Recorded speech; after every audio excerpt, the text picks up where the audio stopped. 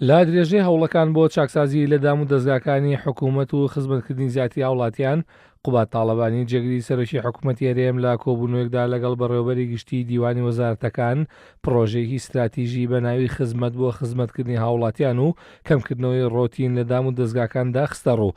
قوبات تاڵەبانی لەو کۆبوونەوەیەدا جەختی کردەوە مەبەست لە جێبەجێکردنی ئەو پرۆژەیە باشتر خزمەتکردنی هاوڵاتیانە، چونکە ئەرکی حکوومەت بریتیە لە پاراستنی سەر و ماڵی هاوڵاتیان و گەیاندنی خزمەتگوزاریە تایبەت و گشتیەکان. پرۆژەکەش هەموو ئەو کارە تایبەت و گشتیانە دەگرێتەوە حکوومەتی هەرێم پێشکەشی هاوڵاتیانی دەکات. جێگری سەرۆکی حکوومەت ئاشکراشی کرد ئامانجەکانی پرۆژەی خزمەت بریتیە لە باشکردنی ئاسی خزمەت و کەمکردنەوەی ڕۆتینە دام و دەستگاکانی حکوومەتی هەرێم لە کاتی ئەنجامدانی مامەڵەی هاوڵاتیاندا. قوبات تاڵەبانی ڕاشی گەیاند پێویستە حکوومەتی هەرێم لە ڕووی قەبارە و ژمارەی وەزارەتەوە بچووک بکرێتەوە و بە هەیکەلێتێکی نوێ و گونجاو کارەکانی خۆی بکات و خزمەت بکات.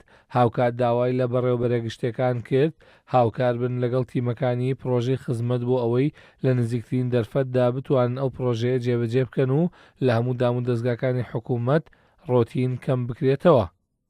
لە چوارچێوەی چاکسازیەکانی کە حکوومەت ئەنجامی داوە یان ئەنجامیەدات بەرنامەی خزمەتمان زیندوو کردووەتەوە و ئەمانەوێ پەیڕەوی کەین.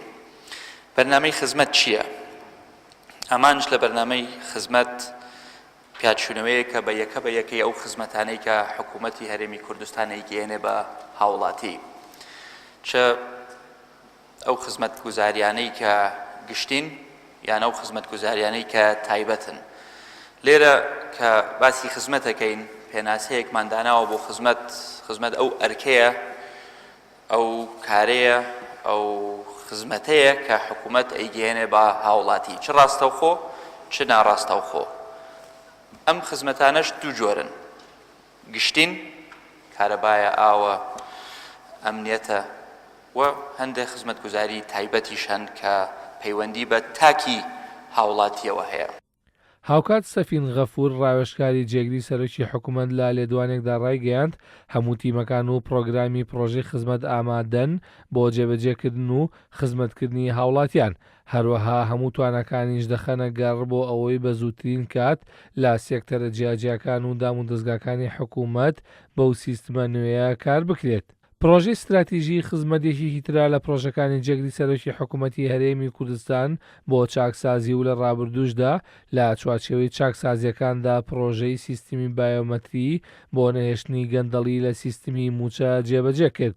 هاوکات لە ڕێگەی کۆمپانیای دیلۆتەوە چاودێری داهاتی نەوت و سامانە سروشتیەکانی دەست پێ کرد. بۆ سەرجەمیان بوونەتە مای کەمکردنەوەی قەیرانەکان و هەنگاونان بەرەو بە دامەزراوەیکردنی دامەزراوەکان.